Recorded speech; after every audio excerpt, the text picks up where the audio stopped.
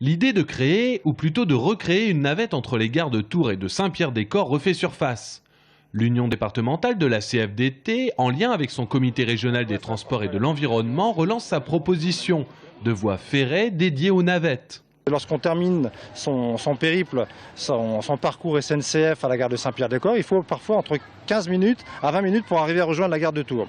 C'est fort de cette analyse qu'on s'est dit, pourquoi ne pas utiliser une voie qui passe le long de la rue Édouard Vaillant à Tours, jusqu'au pont qui est au niveau de la rue Jolivet, pour se servir de faire une ligne propre dédiée qui puisse acheminer la population des gens qui prennent le train pour la SNCF, aussi bien aussi la population qui ne prend pas le train spécifiquement pour la SNCF. D'où l'idée d'un cadencement entre les deux gares toute la journée, une idée défendue par Serge Babary quand il était candidat au municipal. Maintenant, il faut trouver des financements.